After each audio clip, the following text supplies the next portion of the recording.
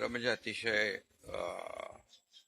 मनाला वेदना देणारी आणि मनाला चटका लावून जाणारी ही अतिशय दुर्दैवी घटना आज महाराष्ट्रात घडली आहे.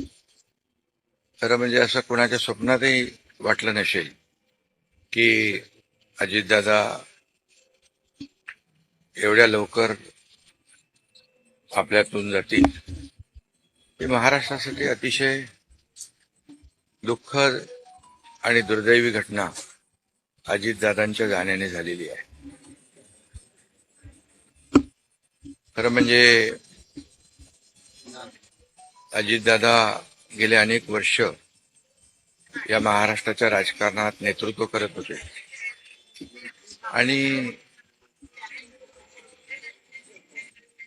अतिशय परखड स्पष्ट वक्तेपणा आणि प्रशासनावर असलेली त्यांची पकड आपण पाहिलेली आहे. प्रत्येक गोष्टीचा त्यांना बारीक अभ्यास करून बोलण्याची सवय होती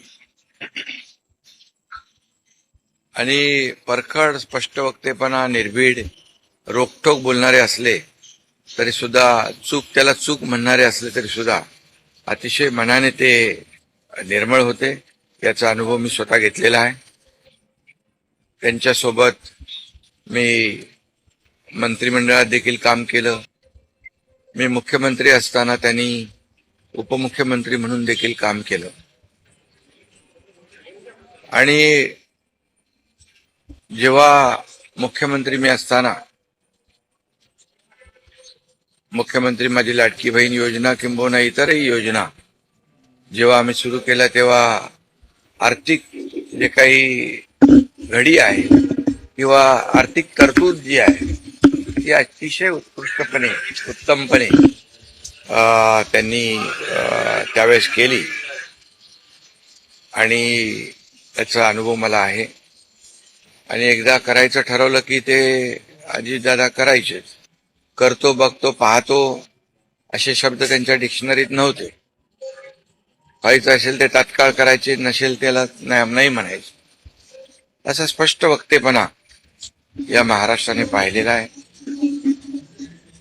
मी असेन, मुख्यमंत्री देवेंद्रजी असतील, अजितदादा असतील, आम्ही टीम म्हणून काम केलं, टीम म्हणून काम करतो. आमच्या वेळाही कामाच्या वेगवेगळ्या, आम्ही पहाटे उशिरापर्यंत काम करतो. अजितदादा पहाटे लवकर काम सुरू करतात, देवेंद्रजी दिवसभर काम करतात. आणि अजितदादांनी 6-6 वाजता देखील अपॉइंटमेंट दिलेल्या अधिकाऱ्यांनी आणि लोकप्रतिनिधींनी पाहिलेल्या आहेत. अतिशय वेळेचं महत्व आणि वेळेचं भान ठेवणारा नेता हरपलेला आहे. खरं म्हणजे काल परवाच आमची एका कार्यक्रमामध्ये भेट झाली. सरन्यायाधीश आपले भारताचे मुंबईत आले होते आणि ते येण्यापूर्वी आम्ही तिथंच एका चेंबरमध्ये बसलो होतो आणि त्यावेळेस झालेल्या चर्चा, गप्पा गोष्टी, आजही सकाळी जेव्हा मला त्यांची ही घटना कळली तेव्हा तेच समोर त्याच आठवणी काल परवाच्या येऊ लागल्या. खरं म्हणजे माझ्यापेक्षा ते राजकारणात देखील अनुभवी नेते, गेल्या अनेक वर्षापासूनचा त्यांचा अनुभव, वयाने देखील माझ्यापेक्षा ते मोठे होते माझ्या आणि अनुभवाने देखील. आणि म्हणून त्यांना राज्यातल्या अनेक विषयांचा गाढा अभ्यास होता. अनेक विभाग त्यांनी हाताळले होते. याचा राज्याला फायदा होत होता. मंत्रिमंडळात देखील ज्यावेळेस काही विषय यायचे त्यावेळेस आपल्या राज्याची आर्थिक परिस्थिती अशी आहे, आपल्याला सर्वांना काटकसर करावी लागेल, अशी अगदी निर्भीडपणे सांगणारे अजितदादा देखील आम्ही अनुभवलेत. शिस्तीचा नेता म्हणूनही आम्ही अनुभवलेला आहे. आणि त्यामुळे त्यांच्या जाण्याने फक्त पवार कुटुंबियांचंच नाही तर संपूर्ण महाराष्ट्राचं न भरून येणारं नुकसान झालेलं आहे. आणि माझ्यापेक्षा वयाने मोठे असल्यामुळे एक जी काय आमची गेल्या अनेक वर्षापासूनची जवळीक निर्माण झाली होती, त्यामुळे राजकारणातले आम्ही तिघजण एक टीम म्हणून काम करत असलो तरी सुद्धा एक मोठा भाऊ हरपल्याची गेल्याची भावना देखील, दुःख देखील माझ्या मनामध्ये आहे. आणि मी त्यांना भावपूर्ण आदरांजली अर्पित करीत असतानाच मनामध्ये फार दुःखाच्या भावना आहेत. त्यांचं कुटुंब हे दुःख पचवण्याची क्षमता डोंगरा एवढं दुःख आहे, ही क्षमता ईश्वराने त्यांना प्रदान करावी. कुटुंबाचंच नाही, संपूर्ण महाराष्ट्राचं झालेलं आहे नुकसान.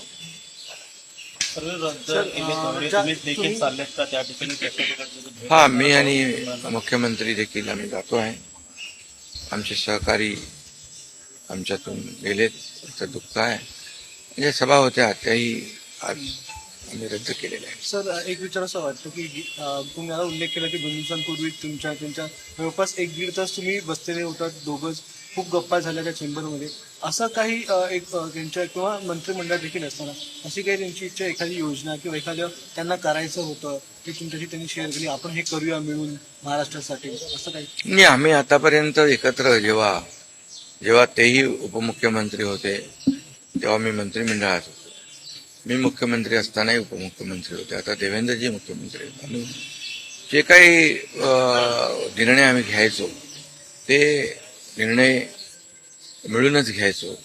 आणि मग एकदा एखादी सूचना आली की मग त्याला तिघांनी बळ देऊन ते पूर्ण करायचं. अजितदादा देखील एकदा कधी कधी असंही म्हणायचे की आपली आर्थिक आता आपली जी काही अर्थव्यवस्था महाराष्ट्राची आहे, काही नवीन योजना केल्यामुळे आपल्याला काटकसर करावी लागेल, पण जेव्हा काही निर्णय आपल्याला घ्यावेच लागतील त्यावेळेस मात्र ते मागे हटत नव्हते.